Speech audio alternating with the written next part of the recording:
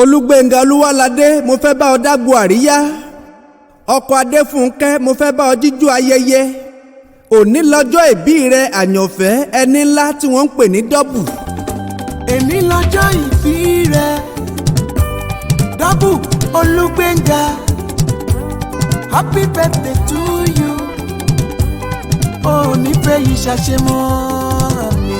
Èní lọ́jọ́ ìbí rẹ dọ́bù Olúgbénga, ọmọ Olúwaládé, happy birthday to you. Òní fẹ́ yìí ṣàṣemọ́.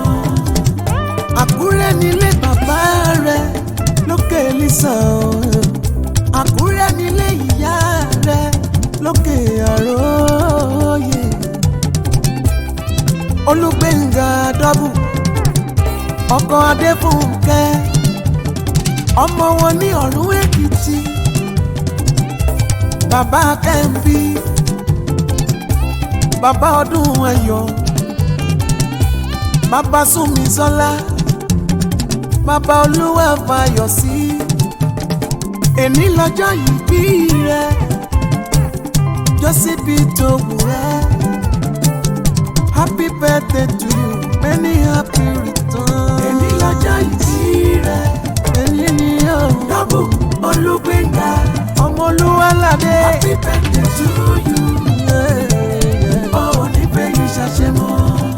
Lọ́lá Olúwa lọ́dọọdún ló mọ̀ ṣàmọ́dún òní dẹni àwátì táyà tọmọ àìsàn ní mú ọ ọwọ́ ọkú òní bà ọ́ òní bá wọn rógun àdánwò.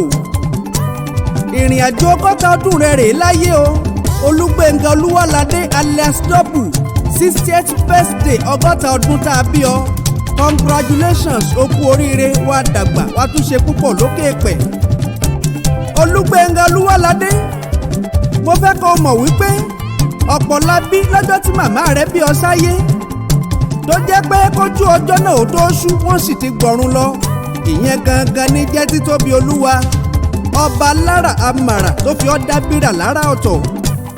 ọkọ Adéfúnkẹ́ iná ọlá rẹ̀ ò ní kú o, bàbá Kẹ́mbí ẹ̀mí rẹ̀ ò ní pin, bàbá Ọdún Ayọ̀, bàbá Súnmisọ́lá ò ní mọ̀ṣìmọ̀yà, bàbá Olúwafayọ̀sí wá kéré oko bọ̀ wálé l'Amẹ́ríkà tó gbé ń jayé ọba. Òkè àgbà tó ti gùn ò ní jábọ́, ọlá rẹ̀ ò ní rẹ̀yìn. Àkúrẹ́ la gbé bí ọ Olúgbénga Olúwaládé, òkè lísà nílé bàbá rẹ̀ bíbíire ni ọ́, àbí ọ nílé ire, oríkì bàbá rẹ̀ rèé lókè lísà. Wọ́n lọ́mọ Àkúrẹ́ olóyè mẹ́kùn, wọ́n kárẹ́ ọmọ òpálẹ̀ fakọ́gbọ̀nà kìtẹ́rù tọmọ kò yìí lọ́nà òkè lísà mèrèlú kí bá mi gbòdúrò kọ́lẹ́sà kónẹ́ ó mórí jọ lọ́jà láàrídàdé wọ́ọ̀dì lọ́mọ òkè lísà líbìkẹ́ ó ṣọ̀pọ̀ sí lọ́nà òkè lísà ríà wọ́kàrẹ́ o ó di wẹ́lẹ́ ọ̀dọ̀ òkè àrò lúlẹ̀ àrò ọ̀lẹ́lẹ̀ àtọmọjọ bí ẹ ó wọ́kàrẹ́ o òsì kàrò mú yọ̀dá rẹ̀ bí ọ̀tún lírì ògbólílá náà kó kayídà ohùn àrò mojì kó tẹrin elu kọba tí lọ sókè àrò kí bá mi gbòdúrò kàrò ọlẹ́lẹ̀kọ́ ni wọ́kàrẹ́ o. Olúgbénga Olúwaládé ó yá wá jíjọ ọpẹ́ o, wá kájíjọ fìmoore hàn f'Olúwa ọba tó dá ọ sí, aláàbò ẹ̀mí rẹ adúró ti ní ọba tó faratì bí òkè. Wọ́n ti máa gbọ́, wọ́n ti máa gbọ́ p'Olúwa dára sí ẹ o. Wọ́n ti máa gbọ́, wọ́n ti máa gbọ́ p'Olúwa dára sí ẹ o. Olúgbénga dọ́bù ọmọ Olúwaládé. Wọ́n ti máa gbọ́, wọ́n ti máa gbọ́ p'Olúwa dára sí ẹ o. ọkọ Adéfúnkẹ́ wọ́n ti máa gbọ́, wọ́n ti máa gbọ́ p'Olúwa dára sí ẹ o. Ẹ̀mí rẹ̀ tó ṣe yìí á ṣe púpọ̀ láyé. Wọ́n ti máa gbọ́ p'Olúwa dára sí ẹ o. Èmi Délé dára kọrin kọrin mo bá ẹ dúpẹ́. Wọ́n ti máa gbọ́, wọ́n ti máa gbọ́ p'Olúwa dára sí ẹ o. Wọ́n ti máa gbọ́, wọ́n ti máa gbọ́. Wọ́n ti máa gbọ́, wọ́n ti máa gbọ́ p'Olúwa dára sí ẹ o. Jọ̀ọ́ dákun ṣètọ́jú aya rẹ, aya rere t'Olúwa bá fún ọ. Adéfúnkẹ́ Olúwaládé ni mò ń wí hun, obìnrin àtàtà alátìlẹ́yìn ọkọ, ọmọ wọn lọ́rùn Èkìtì dáàkọ́ tó gbẹ̀kọ́, obìnrin àmúyangàn aníwà mẹ́wàá.